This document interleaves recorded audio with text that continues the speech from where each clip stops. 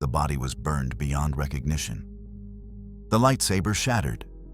The Force itself whispered of death. When the Inquisitors arrived at the remote Mid-Rim outpost, they found exactly what they expected. Another dead Jedi.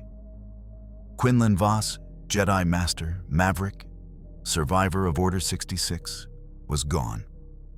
The Empire celebrated. Darth Vader crossed another name off his list. The galaxy moved on. But what if they were all wrong? What if the greatest trick Quinlan Vos ever pulled was convincing the entire galaxy he was dead? What if while the Empire hunted ghosts, the real ghost was hunting them? The Inquisitors examined the scene. They sensed death in the Force. They analyzed the remains. Everything checked out. Case closed. But they missed something crucial. They were investigating a crime scene staged by the best undercover operative the Jedi Order ever produced. A man who had infiltrated the Sith themselves. A Jedi who knew how to lie to the Force itself. Quinlan Vos didn't die that day. He disappeared. And that made all the difference. To understand why Quinlan Vos would fake his own death, we need to examine the unique position he found himself in at the fall of the Republic. Unlike most Jedi, Vos wasn't simply a warrior or a diplomat. He was a spy, an infiltrator, someone who had lived multiple lives and worn multiple faces. During the Clone Wars, the Jedi Council had assigned him one of the most dangerous missions imaginable: to assassinate Count Dooku. To accomplish this, he had been ordered to learn the ways of the dark side itself, to become so convincing in his fall that even Dooku would believe it. This mission brought him into close contact with Asajj Ventress, a former Sith apprentice who had her own complicated relationship with the dark side. Their partnership evolved into something deeper, something that the Jedi Order could never truly understand or accept. Love, genuine and profound, bloomed between a Jedi and a former Sith in the midst of galactic war. But this mission came at a tremendous cost. Vos didn't just pretend to fall to the dark side. He genuinely touched it, genuinely felt its seductive power, and genuinely struggled with the temptation it presented.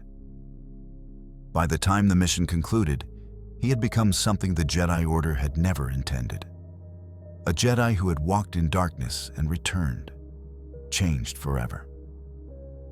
He had learned secrets of the Sith, understood their philosophies not from a distance, but from intimate experience.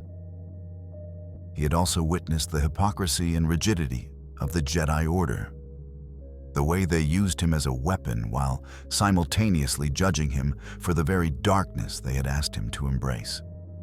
When Order 66 came, Vos was already a man caught between worlds, trusted fully by neither the light nor the dark, yet possessing knowledge that made him invaluable and dangerous to everyone.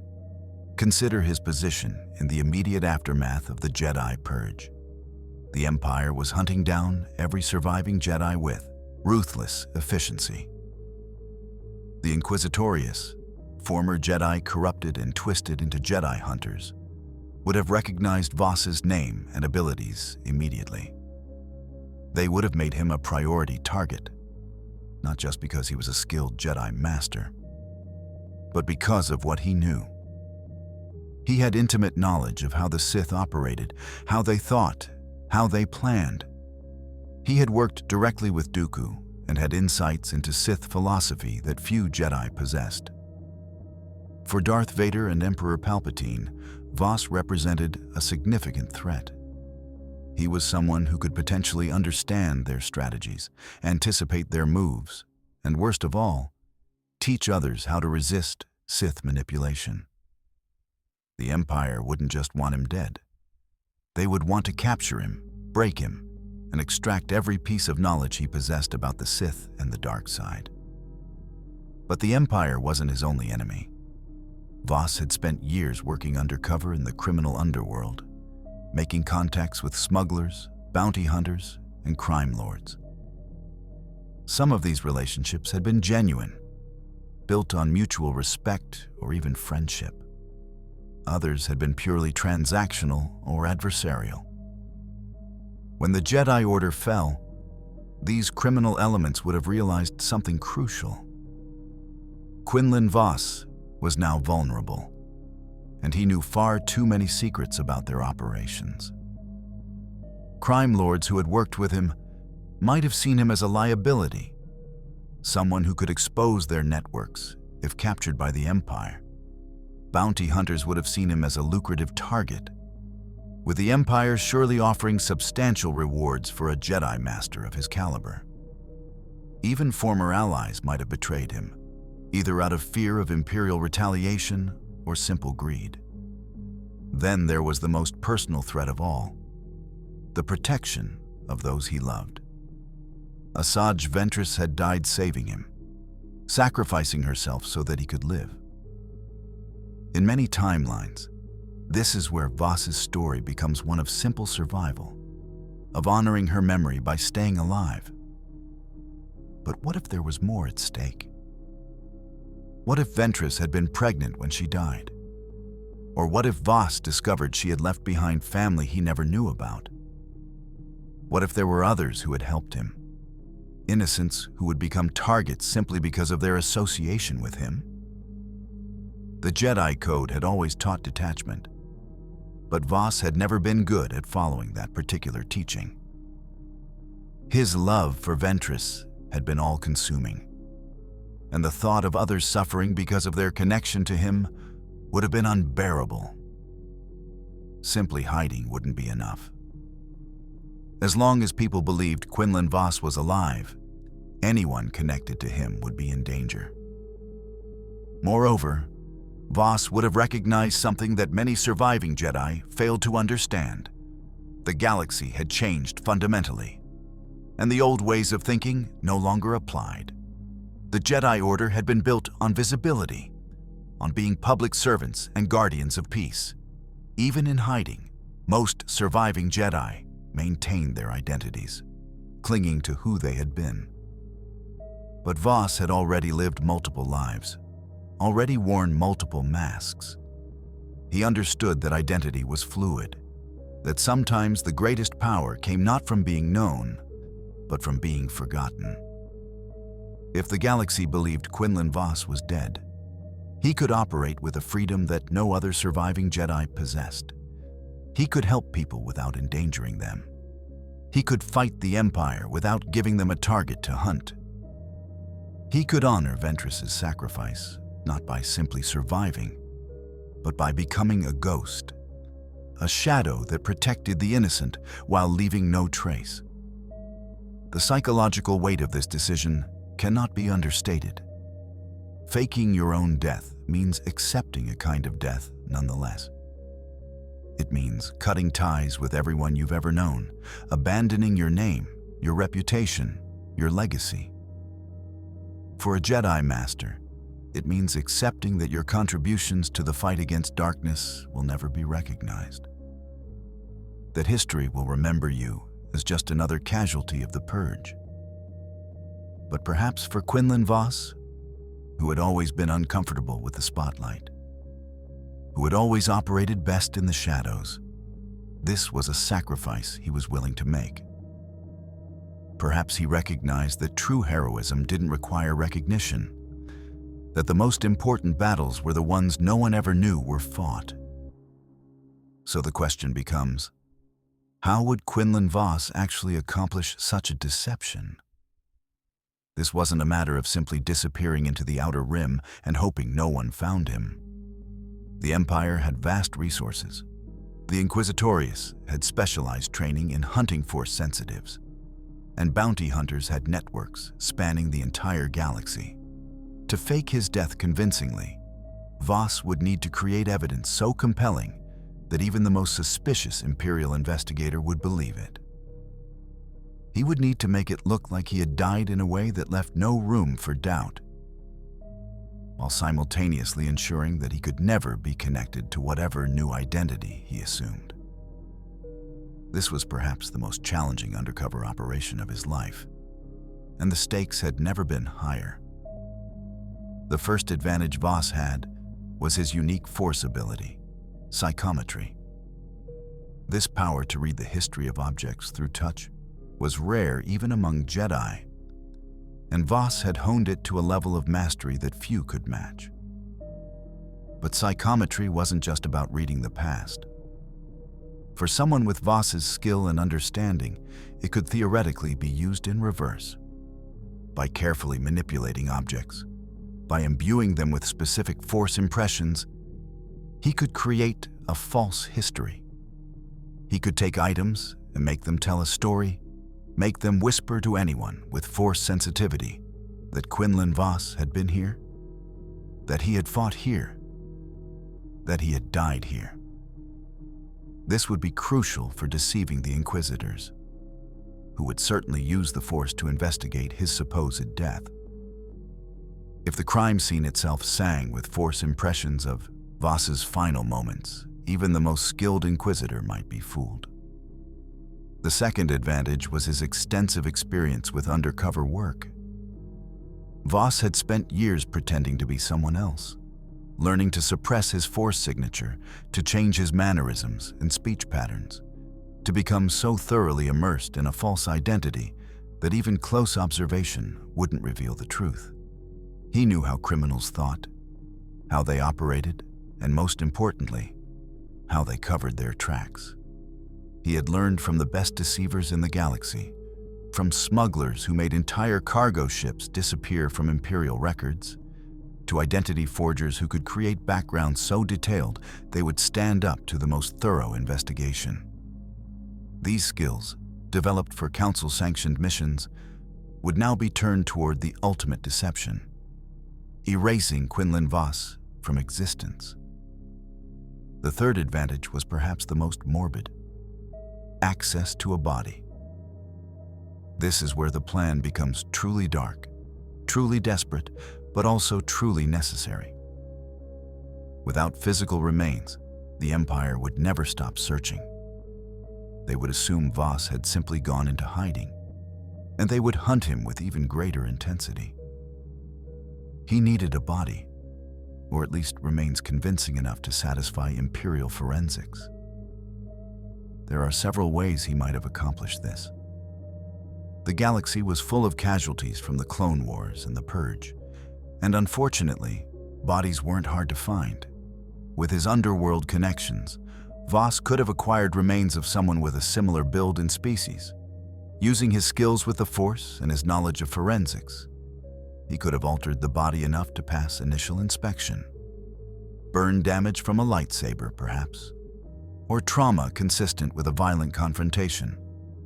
The key was making the death look believable, violent enough to cause significant damage, but not so completely destructive that the Empire would become suspicious. But where would this death occur? Voss needed a location that served multiple purposes. It had to be remote enough that there wouldn't be immediate witnesses, but accessible enough that the Empire would eventually find the site. It had to be dangerous enough to make a deadly confrontation believable, but not so hazardous that Imperial investigators wouldn't examine it thoroughly. It had to have a reasonable explanation for why Voss would be there. A story that fit with what the Empire knew about his movements and habits. After much consideration, Voss might have chosen a planet in the mid-rim, somewhere with a small population and limited Imperial presence, but not so isolated that his presence would seem inexplicable. Perhaps a world with ancient ruins, the kind of place a surviving Jedi might seek out for meditation or to hide Jedi artifacts. This would provide cover for his presence, while also explaining why the site might have lingering Force impressions. The execution of the plan would have required split-second timing and nerves of absolute steel. Voss would have needed to leak information about his location, carefully calibrated to reach Imperial intelligence, but not so obviously that they would suspect a trap. Perhaps he allowed a criminal contact to accidentally discover where he was hiding, knowing that contact would sell the information to the highest bidder. Perhaps he used the Force in a way that would create a disturbance, something that Inquisitors patrolling nearby systems would sense and investigate. The key was making them come to him, making them believe they had tracked down a fleeing Jedi, rather than realizing they were walking into an elaborate deception. When the Inquisitors arrived, and they would have come, Voss would have already prepared the scene. The body would be in place, positioned carefully to tell the right story. Force impressions would be layered throughout the location, creating a psychometric narrative of a desperate last stand. Perhaps he would even trigger an explosion or environmental hazard, something that would account for any inconsistencies in the remains while also adding drama to the death. He would have needed to leave behind something personal, something that would confirm the identity of the deceased. His lightsaber, perhaps, damaged but recognizable. Or personal effects that the Jedi Council or criminal contacts would have known he carried. These details would be crucial for selling the deception. Then came the most dangerous part, ensuring he wasn't at the scene when the Inquisitors arrived, but had been there recently enough that the Force impressions were fresh. Voss would have needed to time his exit perfectly, leaving just hours, or perhaps a day, before the Inquisitors reached the location. Too soon, and the Force impressions would have faded, making the death seem older than the physical evidence suggested. Too late, and he risked being discovered before the trap was set. He would have used all his skills at suppressing his Force signature, at moving unseen, at leaving no trace of his passage. Perhaps he had a ship waiting in orbit, hidden and ready for immediate departure. Perhaps he had arranged for a criminal contact to provide extraction, someone who owed him enough to ask no questions. However he did it, he would have needed to be gone completely by the time the Empire began investigating, with no trail leading away from the site. The Inquisitors would have arrived expecting a confrontation and instead found a crime scene. Their investigation would have been thorough. They would have used the Force to probe the area, searching for any hint of deception. This is where Voss's psychometric manipulation would be tested. The Force impressions he had layered throughout the site would need to withstand scrutiny from trained Force users who specialized in hunting Jedi. He would have needed to create not just surface impressions, but depth, layers of sensation and emotion that would feel genuine. Fear, perhaps, the kind of fear a cornered Jedi might feel. Determination, the resolve to fight even knowing death was inevitable. Pain, the physical agony of mortal wounds. And finally, the moment of death itself, that unique cessation that Force users could sense. Creating a false impression of death would be the most challenging part, requiring Voss to touch something dark within himself, to remember how death felt from his encounters with the dark side. The physical evidence would need to match the Force impressions. Imperial forensics teams would examine the body, and while the damage would account for some inconsistencies, the remains would still need to be convincingly Kefar, convincingly male, convincingly of the right age and build. DNA evidence might be examined, though in the chaos following the Empire's rise, records were incomplete and could potentially be falsified. The lightsaber would be analyzed, its kyber crystal examined for any signs that it wasn't Voss's genuine weapon. He might have actually used his real lightsaber, sacrificing it as part of the deception, knowing that a Jedi's weapon was the most personal identifier anyone could ask for. Or perhaps he had constructed a duplicate over the years, a backup weapon that would appear identical to any inspection. News of Quinlan Voss's death would have spread through Imperial channels quickly. The Inquisitorius would have filed reports, celebrated another Jedi eliminated from their list of targets. Darth Vader himself might have reviewed the case, his mechanical breathing echoing in the silence as he examined evidence of his former comrade's demise.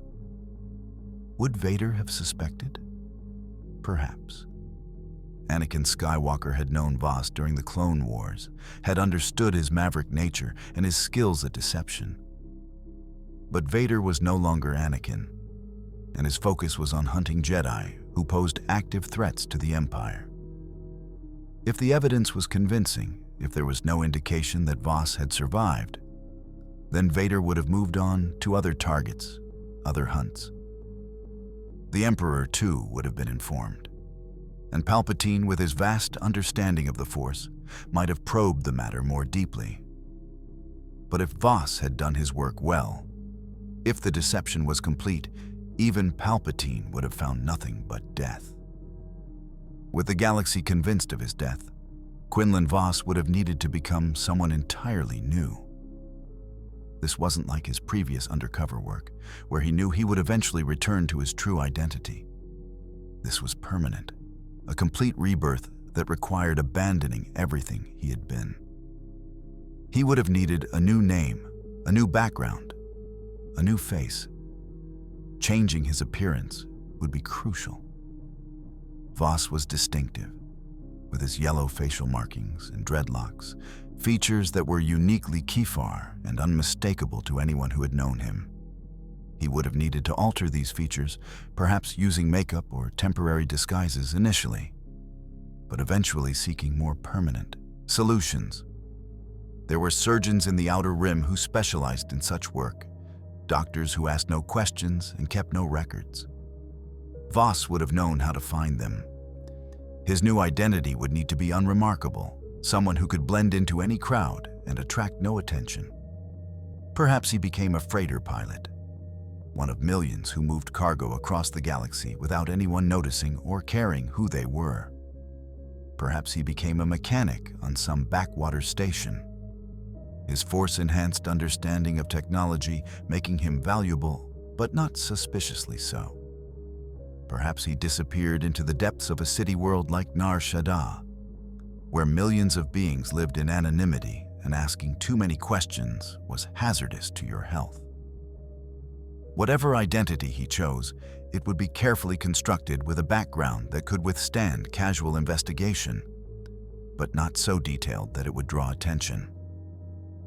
The hardest part of this new life would be the isolation. Voss had always been a social being, someone who formed deep connections with others. His relationship with Ventress had shown the depth of his capacity for love. His friendships with other Jedi and his contacts in the criminal underworld had shown his need for companionship and connection. Now, he would need to keep everyone at arm's length. Getting too close to anyone meant risking exposure, meant potentially endangering them if his true identity was ever discovered. He would need to be friendly, but not friends. Helpful, but not memorable. Present, but somehow invisible. This would be a unique kind of torture for someone like Voss, a man who had always lived life fully and openly. Yet despite these restrictions, despite the death of Quinlan Voss, the Jedi Master, the man himself would still need purpose.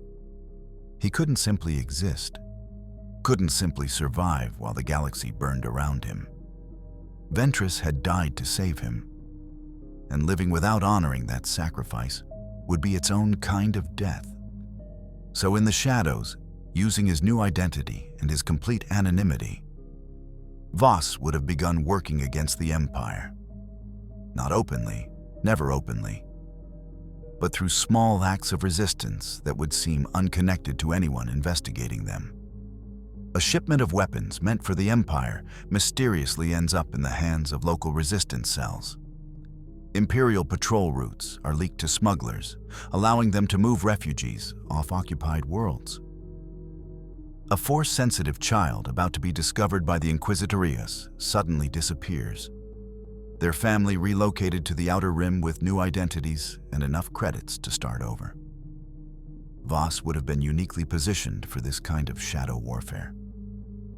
His skills as a Jedi gave him capabilities that no ordinary resistance fighter possessed, but his complete anonymity meant the Empire would never know who was striking at them.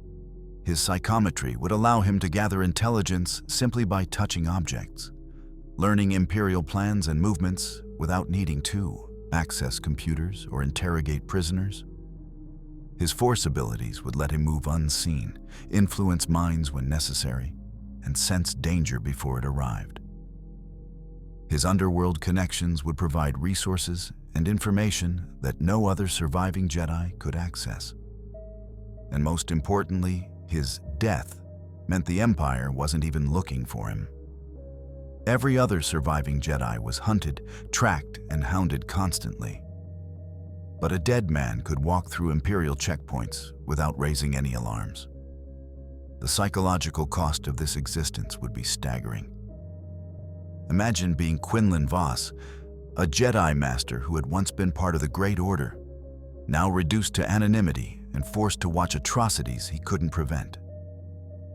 Every time he learned of Jedi being hunted down, of Force-sensitive children being taken by the Inquisitorius, of worlds being subjugated by the Empire, he would feel the weight of his choice. Could he have done more by staying alive, by openly resisting? Should he reveal himself, even knowing it would mean his death and potentially the deaths of those he'd saved?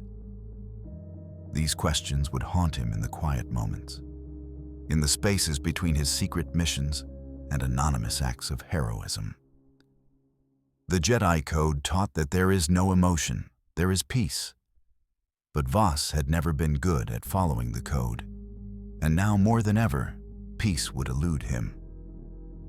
Yet there would also be moments of profound satisfaction, moments that made the sacrifice worthwhile. Every child he saved from the Inquisitorius was a life Ventress's sacrifice had protected. Every family he helped escape Imperial persecution was proof that one person, even working alone and in secret, could make a difference. Every small victory against the Empire was an act of resistance that honored the Jedi Order's true purpose, protecting the innocent, standing against tyranny. Vos would have understood that his way of fighting was different from the grand battles and heroic stands that the Jedi of old had preferred. But in many ways, it was more effective. A publicly known resistance leader could be targeted, captured, and eliminated. A ghost couldn't be fought because no one knew it existed. As the years passed and the Empire solidified its control over the galaxy, Vos would have built a network without anyone realizing they were part of one. The smuggler who occasionally received tips about vulnerable refugees wouldn't know those tips came from the same source as the mechanic, who sometimes passed along information about Imperial ship movements. The resistance cell on one world wouldn't know that the anonymous benefactor who provided them with weapons was the same person who had helped establish a resistance cell 3 sectors away. By keeping his network compartmentalized and operating through multiple identities and intermediaries, Vos would have created something remarkable: an intelligence and resistance network that had no center, no leadership that could be decapitated, no organization that could be infiltrated. It was an invisible web, and he was the spider at its heart, forever unseen. This brings us to a fascinating question. How would Vos have reacted to learning about other surviving Jedi? Through his intelligence network and his Force sensitivity, he would certainly have become aware that he wasn't the only one who had escaped the Purge. Obi-Wan Kenobi was hiding on Tatooine, watching over Luke Skywalker. Yoda had disappeared to Dagobah. Ahsoka Tano was operating under the codename Fulcrum, helping to organize resistance movements. Cal Kestis was actively hunted by the Inquisitorius, yet managed to stay ahead of them. Other Jedi, known and unknown, survived in various corners of the galaxy. Each of these survivors represented a potential ally, someone who could amplify Vos's efforts against the Empire. But reaching out to them would risk everything he had built, would potentially compromise his greatest advantage: the Empire's belief that he was dead. The temptation to contact other Jedi would have been overwhelming at times. Imagine Voss learning that Obi-Wan Kenobi, a Jedi he had known and respected during the Clone Wars, was alive. The desire to reach out, to share the burden of survival, to no longer be so completely alone in his secret war, would have been powerful. But Voss would have recognized the danger. If he revealed himself to another Jedi, there was always the risk that they might be captured, that under torture or dark side manipulation, they might reveal his existence to the Empire. Even without capture, simply knowing that Quinlan Voss was alive would change how that Jedi operated, might make them less cautious in ways that could lead to Voss's discovery. The safest course was to remain dead to everyone, even those he might have called friends. However, there might have been exceptions, moments when the strategic value of revealing himself to another Force user outweighed the risks. Ahsoka Tano's network, for instance, would have been enormously valuable to Voss's operations. As Fulcrum, Ahsoka was building exactly the kind of organized resistance that Voss had been fostering in smaller, more scattered ways. If Voss could somehow provide intelligence to Ahsoka's network without revealing who he was, he could amplify his impact tremendously. Perhaps he became one of Fulcrum's unknown sources, feeding information through encrypted channels and anonymous drops. Perhaps Ahsoka sometimes wondered about this mysterious benefactor, who always seemed to know where Force-sensitive children were in danger, who could predict Imperial movements with uncanny accuracy, who seemed to understand both Jedi and criminal thinking with equal facility. Perhaps she suspected the source might be a surviving Jedi, but respected their choice to remain hidden. There's also the intriguing possibility of Voss encountering Darth Vader directly, though neither recognized the truth about the other. Imagine Voss wearing his new face and false identity, working as a freighter pilot or mechanic on an Imperial facility when Vader arrives on an inspection. The Dark Lord of the Sith walks past this anonymous worker, and Voss must suppress every instinct that screams at him to hide, to run, to reach for a lightsaber he no longer carries openly. He must stand there, unremarkable and unmemorable, while Vader's Force presence washes over him like a wave of darkness. Does Vader sense something? Some flicker of familiarity that he can't quite place? Does Anakin's ghost, buried deep within the machine, recognize on some unconscious level a man he once knew? But the moment passes. Vader continues his inspection, and Voss is left shaking, reminded viscerally why his choice to die was necessary. As the years progress and the Rebel Alliance begins to take shape, Voss would have faced new decisions about his level of involvement. The Alliance represented something the galaxy hadn't seen since the fall of the Republic. Organized resistance against the Empire with a genuine chance of success. Everything Voss had been working toward in secret, the Alliance was doing openly and with growing effectiveness. The temptation to join them, to add his skills and knowledge to their cause, would have been tremendous. But joining would mean questions, background checks, the risk of someone recognizing something about him despite his changed appearance. The Alliance might be fighting the Empire, but they would still want to know who their members were, and any investigation into Voss's false identity would eventually reveal inconsistencies. Yet Voss could still support the Alliance without joining it. His intelligence network could feed information to Alliance commanders through intermediaries. His underground railroad for Force-sensitive refugees could direct some of them toward the Alliance, providing them with potential Jedi support. His sabotage of Imperial operations would weaken the Empire in ways that benefited the rebellion. In effect, Voss could be one of the Alliance's most valuable assets without them ever knowing he existed. This shadow support would be perfectly in keeping with his new existence, maximum impact with minimum visibility, helping to topple the Empire while remaining forever dead to history. There's a profound tragedy in this, a heroism that by its very nature must go unrecognized. Voss would be instrumental in saving lives, in feeding the rebellion, in undermining the Empire. Yet none of those he saved would ever know his true name.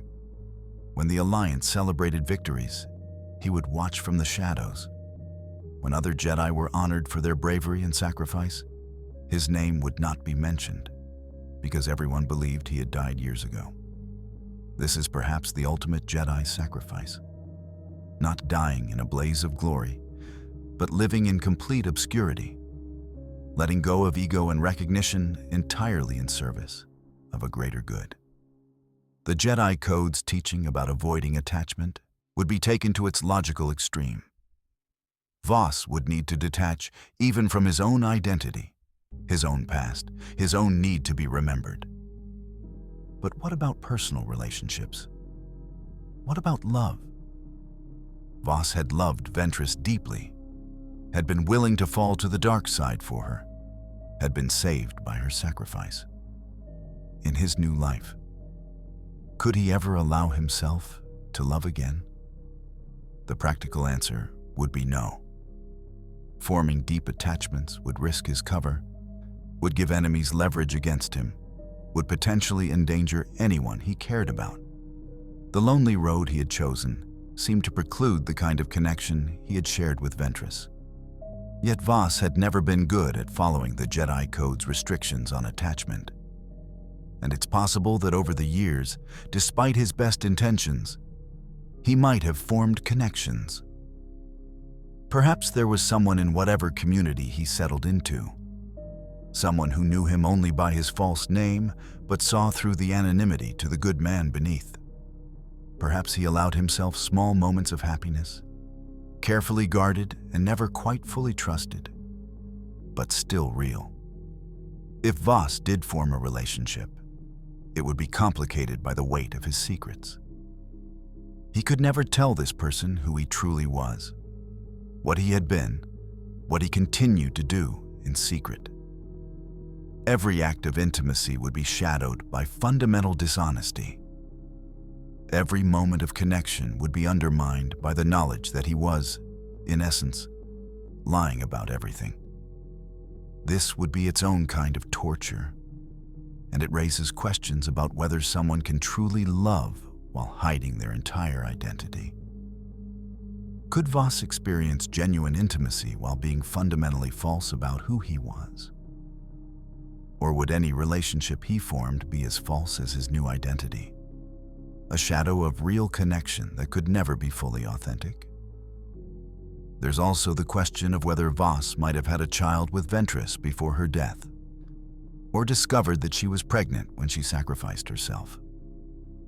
This would add another dimension to his decision to fake his death.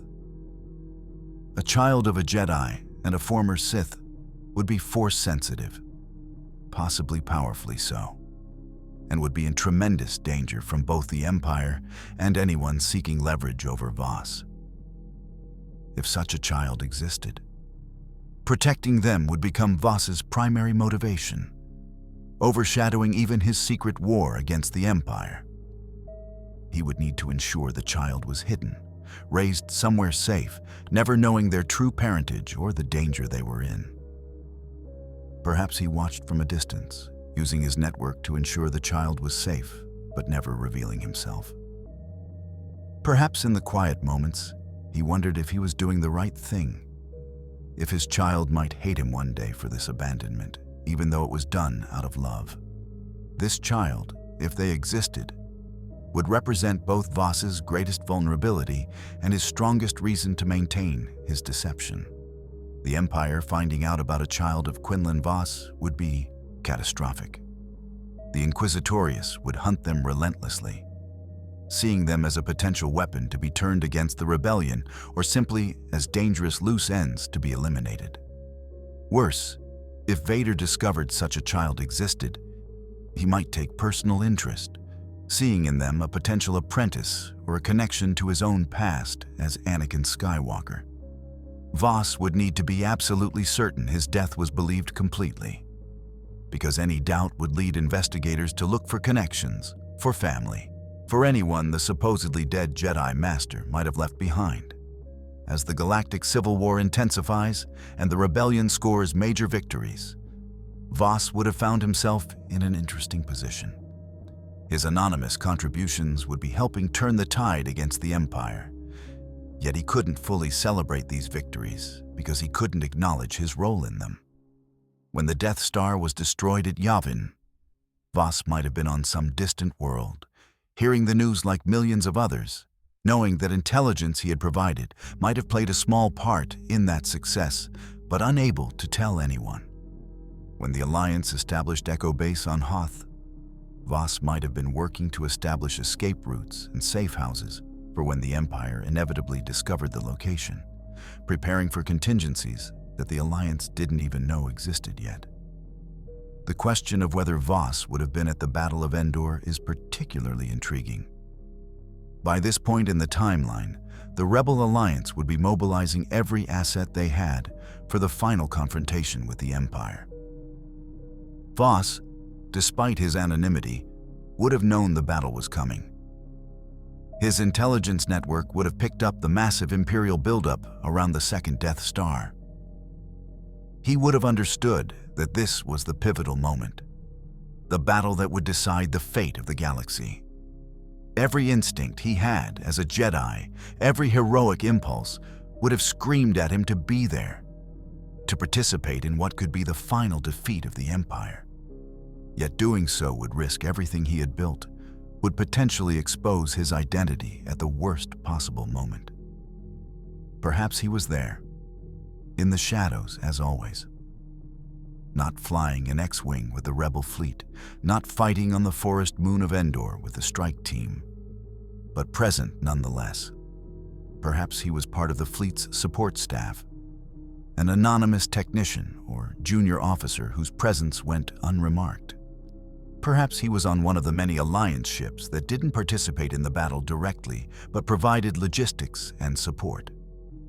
Or perhaps he was on Endor itself, moving through the forest at the edges of the battle, using the Force to subtly influence events in the Alliance's favor. A stormtrooper's shot going wide at a critical moment. An Imperial officer making a poor tactical decision.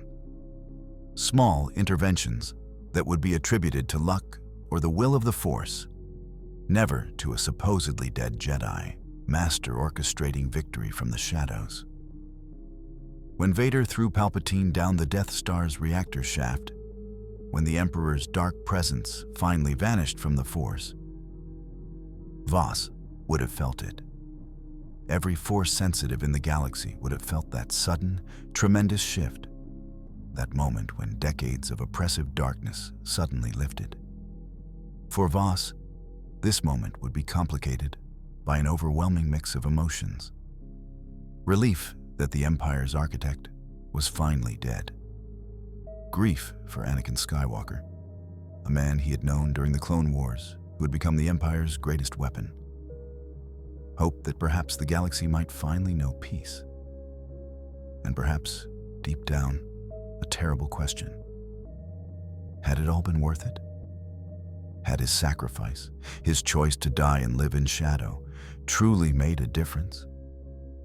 Or would the galaxy have achieved this victory without him? The fall of the Empire would present Voss with his most difficult decision yet. With Palpatine dead and the Empire in disarray, the immediate threat that had necessitated his deception was gone. The new Republic was being established, and there would be work to do rebuilding the galaxy, helping Force-sensitive individuals who had been in hiding or had never received training, contributing to a new order that hopefully wouldn't repeat the mistakes of the old Republic and the Jedi Order.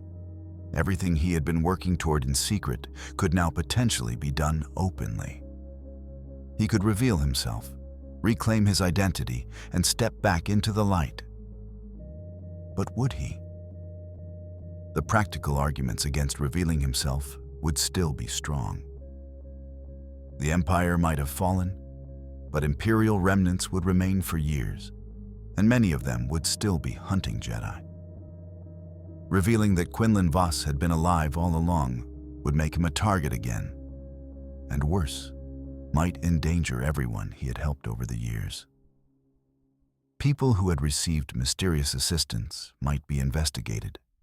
His network of contacts and safe houses might be exposed, and individuals who had trusted an anonymous benefactor might find themselves targeted by vengeful Imperial holdouts. Moreover, Vos had been legally dead for decades at this point. Returning from the dead would require extensive explanations, investigations into how he had faked his death and what he had been doing since.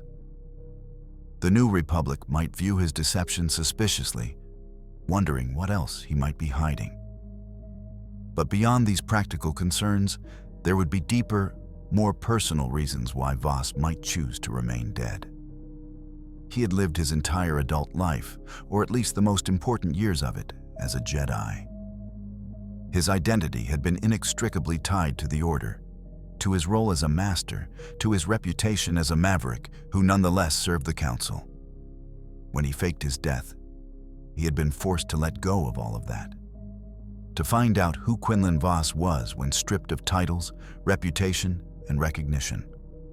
Over the years, he would have discovered things about himself, perhaps learned that he preferred working alone, that he valued the freedom of anonymity, that he had been uncomfortable with the weight of his reputation as a Jedi Master. The man who died at the end of the Clone Wars and the man who survived in shadow might be fundamentally different people, and perhaps the survivor had no desire to resurrect the dead. There's also the question of guilt and unworthiness. Vos had touched the dark side during the Clone Wars, had genuinely fallen before being pulled back by Ventress's love and sacrifice. Even after returning to the light, he had never been entirely trusted by the Jedi Council, had always been seen as slightly tainted, slightly dangerous. In his years of hiding and shadow warfare, he would have been forced to do things that might not align with Jedi teachings. He might have killed when necessary, lied frequently, manipulated people, used the Force in ways that the Old Order would have frowned upon. Even working toward noble goals, his methods might have drawn him closer to the dark side than he would like to admit. Could someone who had compromised themselves in so many ways claim to be a Jedi Master again? Would he even want to? Moreover, the galaxy that survived the Empire would have no shortage of Force users seeking recognition and positions of authority. Luke Skywalker would be establishing a new Jedi Order, and there would be political and philosophical questions about what that order should look like. What mistakes of the past should be avoided? What traditions should be maintained or discarded? Vos, with his complicated history and his decades of operating outside any order or structure, might not fit easily into whatever new organization emerged. His methods, his willingness to work in moral gray areas, his complete disregard for recognition or status, might actually be undermined by operating openly. Perhaps he had learned that his greatest strength was operating in the spaces between organizations, supporting good work without being constrained by institutional politics or dogma. So it's entirely possible that when the New Republic was established and the Jedi began to openly emerge from hiding, Quinlan Vos remained dead. While Obi-Wan Kenobi's spirit guided Luke and other Jedi returned from exile or hiding, Vos would have continued his work in the shadows. The New Republic would face threats from Imperial remnants, from criminal organizations emboldened by the Empire's fall, from Force-sensitive individuals who had been twisted by years of Imperial indoctrination. Vos would have fought these threats as he had always fought, anonymously and effectively, becoming one of the galaxy's most important protectors despite no one knowing he existed. There might have been moments of connection with the new generation of Jedi, though Vos would never reveal who he truly was. Perhaps Luke Skywalker occasionally received anonymous intelligence about dark side artifacts that needed to be secured, or warnings about Force-sensitive individuals in danger. Perhaps Luke wondered about this mysterious source. Perhaps he even sensed something in the Force, a presence that seemed familiar in a way he couldn't explain, as if he was being watched over by someone who had known his father, Anakin Skywalker, during better times. But if Voss was providing this assistance, he would do so carefully, maintaining his anonymity even from the new Jedi Order. The tragedy and nobility of this choice would be profound. Voss would be a hero whose heroism could never be acknowledged. A Jedi Master who rejected the title, a man who had saved countless lives while ensuring those he saved never knew his name. In an age when the Jedi were being remembered and honored, when statues were being erected to fallen masters and stories were being told of their sacrifices, Quinlan Voss would remain conspicuously absent. His name would be listed among those killed during the Purge, a footnote in history, one of hundreds of Jedi who fell when the Empire rose. The truth of his survival, his decades of shadow warfare, his role in undermining the Empire and protecting the innocent, would die with him. Yet perhaps that's exactly how Voss would want it. The Jedi Code taught that there is no passion, there is serenity, that there is no chaos, there is harmony. While Voss had never been great at following the Code's teachings about emotion, he had perhaps, in his own way, achieved the deeper truth the Code was reaching for. By letting go of his identity, his need for recognition, his attachment to his own legacy, he had achieved a kind of serenity that few Jedi ever found. By operating in the chaos of the galaxy's underworld, yet maintaining his moral purpose, he had found harmony between light and dark, between action and anonymity, between the life he had lived and the death he had chosen. The ultimate question is whether this sacrifice was worth it. Whether Quinlan Voss's decision to fake his death actually made a meaningful difference in the galaxy's history. On one level, the answer has to be yes. Every life he saved was invaluable. Every blow he struck against the Empire was significant. Every Force-sensitive child he protected was a victory against the darkness. His intelligence network likely provided information that helped the Rebel Alliance. His safe houses likely saved refugees who went on to contribute to the New Republic. His quiet interventions likely prevented tragedies that we'll never know about because they never happened. The sum total of his anonymous heroism would be impossible to calculate, but undoubtedly substantial. But on another level, the question becomes more complicated. The Empire fell not because of anonymous saboteurs, but because of open rebellion, because people stood up publicly and fought back despite the risks. Luke Skywalker defeated the Emperor not by working in shadows, but by confronting him directly, by refusing to hide who he was or what he believed in. The Battle of Endor was won by pilots and soldiers whose names are known and honored. Perhaps Voss's contributions were meaningful, but not decisive. Significant, but not essential. Perhaps the galaxy would have achieved the same outcome, even if Quinlan Voss had truly died during the Purge. Yet this line of thinking misses something crucial about the nature of heroism and resistance. Not every act of heroism happens on a battlefield. Not every blow against tyranny involves a lightsaber or a blaster. Sometimes the most important thing someone can do is survive, is persist, is maintain their principles and their compassion in the face of overwhelming darkness. Voss's choice to fake his death and work in secret wasn't about achieving glory or changing the galaxy's trajectory through singular dramatic action. It was about doing what he could, where he was, with what he had, for as long as he could. It was about honoring Ventress's sacrifice by making his survival meaningful, by using every additional day she had given him to make the galaxy slightly better, slightly safer, slightly more bearable for those suffering under imperial rule. In this light, asking whether Voss's actions were worth it or made a difference misses the point. The question isn't whether one person's quiet resistance can topple an empire. The question is whether maintaining one's principles, helping others when possible, and fighting against injustice even when no one will know you're fighting is worthwhile in itself. And by that measure, Quinlan Voss's fictional decision to fake his death and live in shadow would be one of the most profound demonstrations of Jedi principles in the entire Star Wars saga.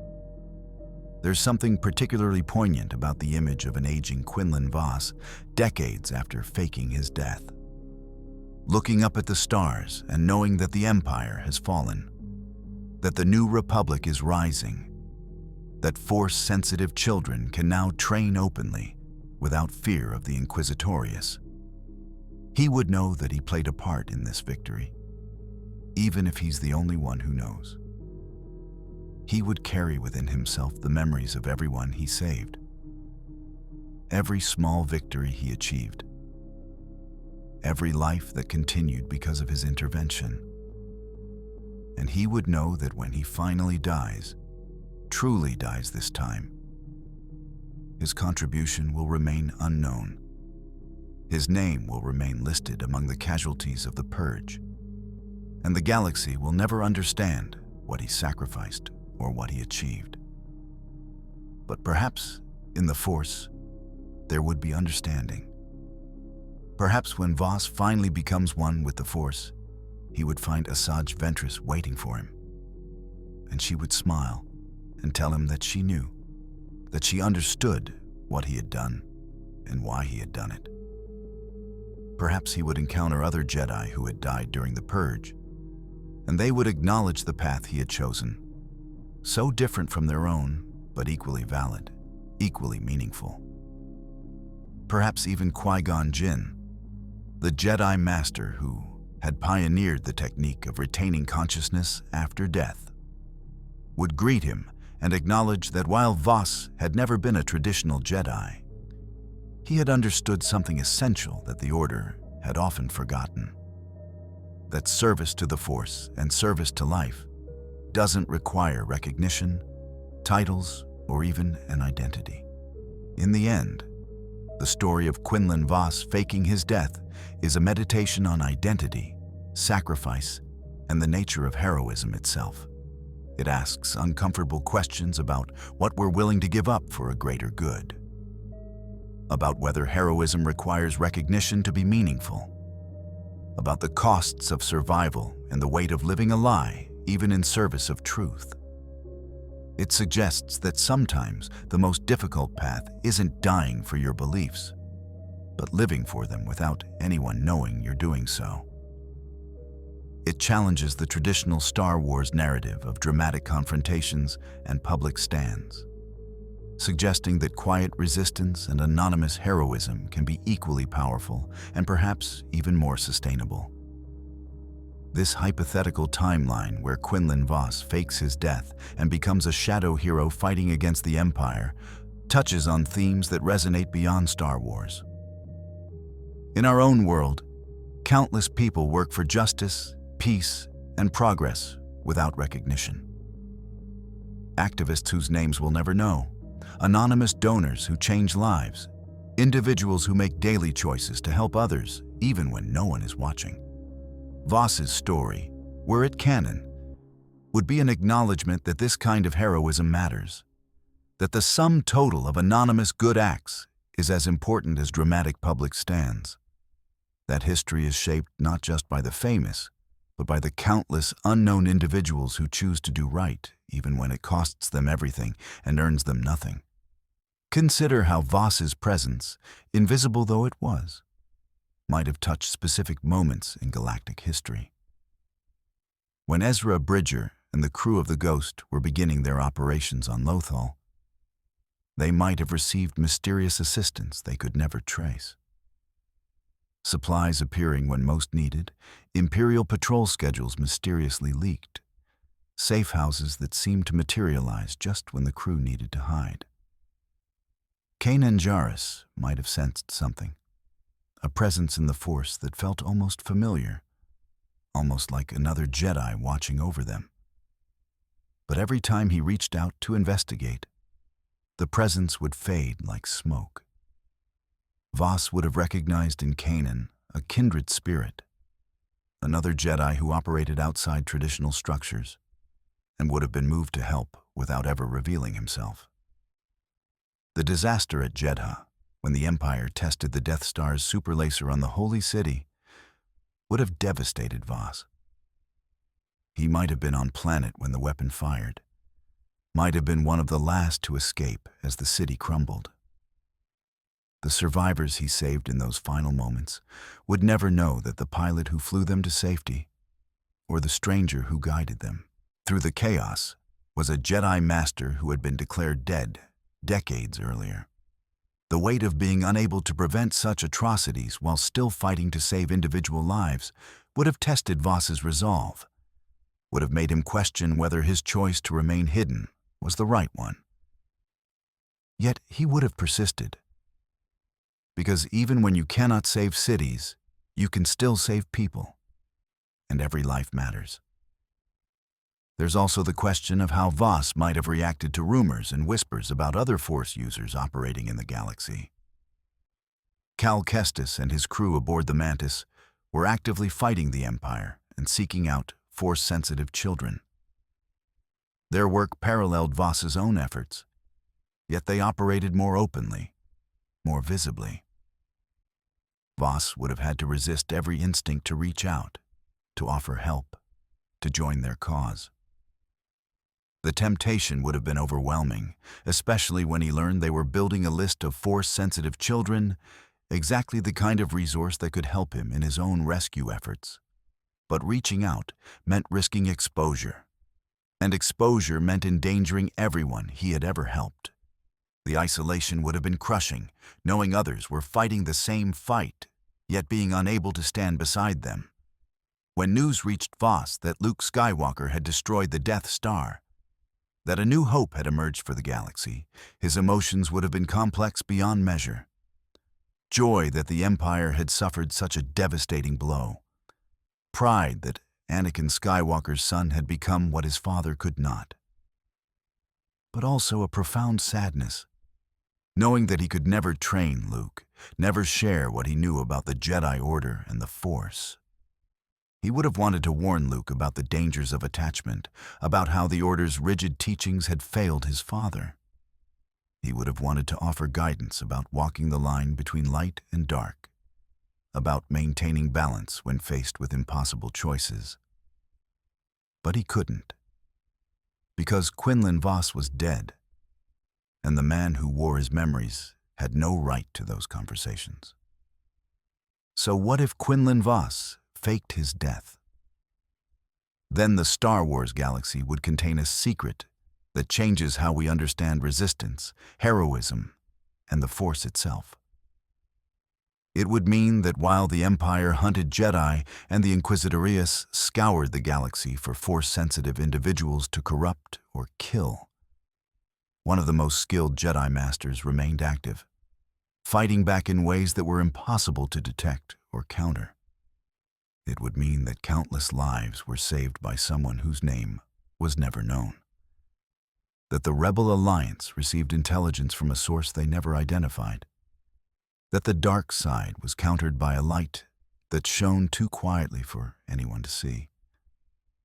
It would mean that when the Empire fell, one of the architects of that fall remained forever invisible, forever dead to history, forever anonymous. And perhaps that's the most Jedi thing of all. To let go of ego, to release attachment even to one's own identity and legacy, to serve the Force and serve life without any expectation of reward or recognition. Quinlan Voss, the maverick Jedi who had never quite fit the mold of what the Order wanted him to be, might have achieved in death, in false death, in chosen anonymity, what he could never achieve as a recognized Jedi Master. perfect alignment with the deeper truths of the Force, perfect service to the light, perfect sacrifice that asked nothing in return. This is the story of Quinlan Vos faking his death. Not a tale of battles and lightsabers, though those moments would punctuate his hidden life. Not a story of dramatic revelations and last-minute rescues, though he would provide both to others while remained unseen himself. Instead, it's a story about a choice to disappear, to become a ghost, to fight the long fight in complete darkness, trusting that light doesn't need to be seen to matter, that hope doesn't need to be named to be real, and that sometimes the greatest heroes are those whose names are never carved on monuments, because they carved them instead on the lives they touched and saved. The galaxy far, far away would be different if Quinlan Vos faked his death. Not obviously different, not in ways that history books would record, but different nonetheless. A little brighter in the darkness, a little more hopeful in despair, a little more protected even when protection seemed impossible. And somewhere, moving through crowds on countless worlds, unknown and unremarkable, a dead Jedi Master would smile quietly, knowing that Ventress's sacrifice had been honored, that the Force was being served, and that his name, though forgotten, was less important than the legacy he left in every life he touched and every soul he saved. That would be enough. It would have to be enough. And for Quinlan Vos, perhaps it would be more than enough. Perhaps it would be perfect.